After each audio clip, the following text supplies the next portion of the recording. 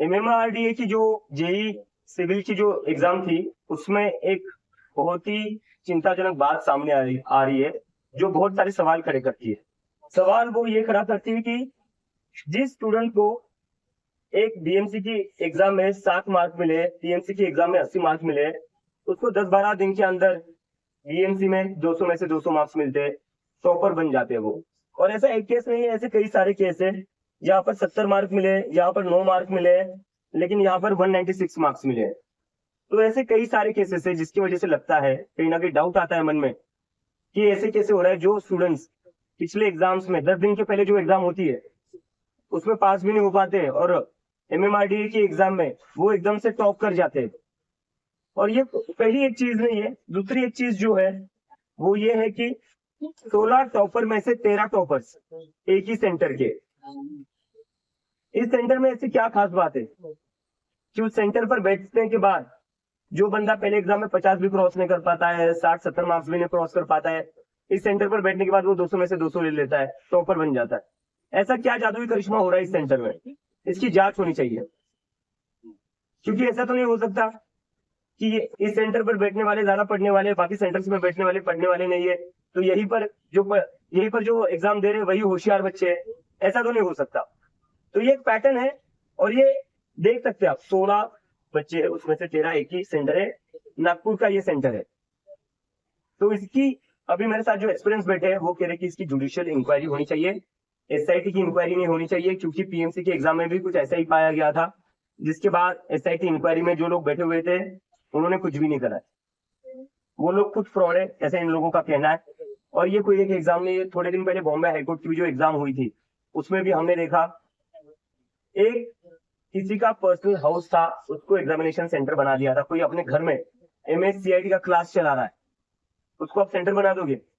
वहां पर स्क्रीन काम नहीं कर रही थी, कीबोर्ड्स काम नहीं कर रहे थे।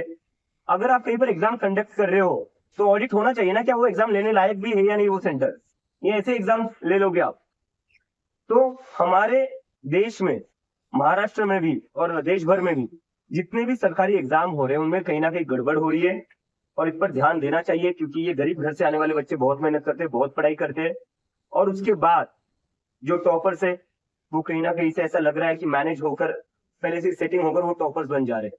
और अगर आपको ऐसी नौकरियां बांटनी है, जो ज्यादा पैसा देगा या जो पहले सेटिंग कर लेगा उसी को नौकरी मिलनी चाहिए। अगर आपको ऐसी सेटिंग करनी है तो एग्जाम्स मत लीजिए। आईपीएल में जैसा ऑक्शन होता है प्लेयर का, आप वैसे सरकारी नौकरियों का ऑक्शन शुरू कर दीजिए, आपका पैसा भी वाइट हो जाएगा। आप ऑक्शन क्यों नहीं करते सीधा कि जो ज्यादा बोली लगाएगा उसको नौकरी मिल जाएगी? ये एग्जाम लेने का ढोंग क्यों कर रहे हो फिर आप? एक्सपिरियंस का क्या कहना है? एक्सपिरियंस एक आपका बताइए सर, आज जलसंधारण दिन आहे सर, 21 ऑगस्ट जलसंधारण दिन आहे सर. 3-4 वर्षापासून सर पाटबंधारे विभाग आणि हिंदी 3-4 साल से sir WRD water resource department और डब्ल्यूसीटी सर ये अपनी एडवर्टाइजमेंट निकाल रहे नहीं है सर.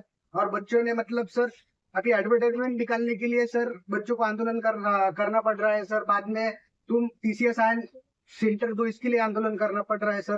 बाद में रिजल्ट जल्दी लगाओ, इसके लिए आंदोलन करना पड़ रहा है. बाद में रिजल्ट देने के बाद तुम ज्वाइनिंग जल्दी दो, इसके लिए भी आंदोलन करना पड़ रहा है सर. जो हम ऐसा आंदोलन करते बैठेंगे तो पढ़ेगा कौन सर? अभी अभी आपने मोबाइल का भी कुछ दिखाया था कागज, क्या ये था? स्क्रीनशॉट है एग्जाम सेंटर के अंदर से। मोबाइल अलाउड नहीं है, मोबाइल अलाउड नहीं रहता, लेकिन फिर भी एक फोटो आई थी सेंटर के अंदर से। पूरे सर टीसीएस साइंस सेंटर थे सर. ये कैसे पॉसिबल हो सकता है अगर एग्जाम आपकी पूरी ट्रांसपेरेंसी से हुई थी? एग्जाम सेंटर में मोबाइल कसं काय नेला तो डाउट आहे. एग्जाम सेंटर में मोबाइल कैसे गया, ये एक्सपीरियंस पूछ रहे हैं। एग्जाम सेंटर में मोबाइल लेके फोटो निकाला टीसी का और बाहर आंसर भेजे, बाहर क्वेश्चन भेजे आंसर के लिए. ये ऑथेंटिक है, इसका जांच हो चुका है पुणे में पुलिस। इसकी एफआईआर कॉपी भी है, सारे कॉपी भी है सीएम पुणे पुलिस में इंक्वायरी. एफआईआर हो चुका है इसके ऊपर ऑलरेडी, ठीक है। तो इसकी पूरी तरीके से जुडिशियल इंक्वायरी होनी चाहिए। गरीब घर के बच्चे बहुत मेहनत के साथ पढ़ाई करते हैं, और बस उनका अपना भविष्य नहीं, उनका परिवार का भी भविष्य उनके ऊपर है।